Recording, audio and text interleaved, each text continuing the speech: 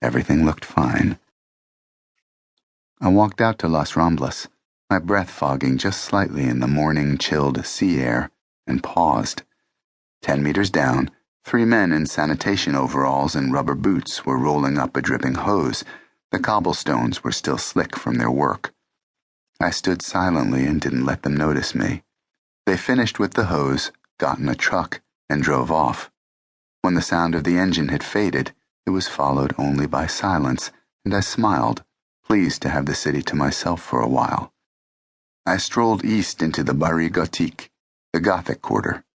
I sensed I had arrived during a tenuous interlude between the departure of the night's last revelers and the morning's first arrivals, and I paused, enjoying the feeling that I was privy to some secret transition.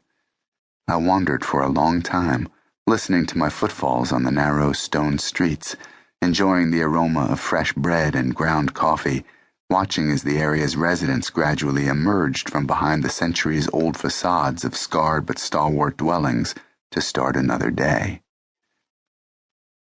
After a breakfast of croissants and coffee cortado, I paid a visit to Ganaveteria Roca, a famous cutlery store I'd read about while preparing for the trip.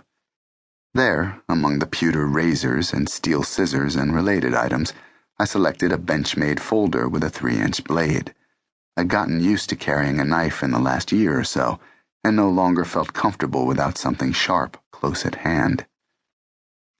Now properly outfitted, I started my customary systematic exploration of the city.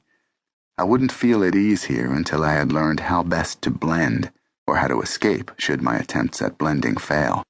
So I went everywhere, that day and for the 5 days and nights after, at all times, by all means of transit. I absorbed the layout of the streets and alleys, the location of police stations and security cameras, the rhythms and rituals of pedestrians and tourists and shopkeepers. But there were so many distractions. The mingled smell of tapas and shawarma among the winding alleyways of El Raval, the sounds of music and laughter echoing in the public squares of Gracia, the feel of the sea breeze on my face and in my hair on the peaks of Montjuic and Tibidabo. I liked that the locals took for granted morning mass in 600-year-old cathedrals. I liked the contrasts, Gothic and Modernista, mountains and sea, historical weight and exuberant esprit. And the distractions weren't limited to the city itself. I was also suddenly aware of parents with infants.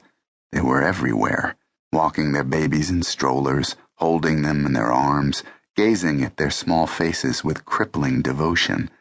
Tatsu, my former nemesis and current friend in the Keisatsucho, the Japanese FBI, had warned me this would be the case, and, as in so many other matters, he had been right. What Tatsu hadn't prepared me for, what he couldn't, were the 1,000 other ways his news about Midori had left me ambivalent, confused, almost in shock. I had nearly canceled with Delilah, but then decided not to. I owed her an explanation, for one thing. I still wanted to see her, wanted it a lot, for another. I never could have predicted the affection I developed for Delilah, or that she seemed to have developed for me.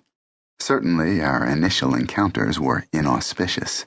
First, there was Macau, where we learned we were working the same target. Then Bangkok and Hong Kong, where she was supposed to be working me.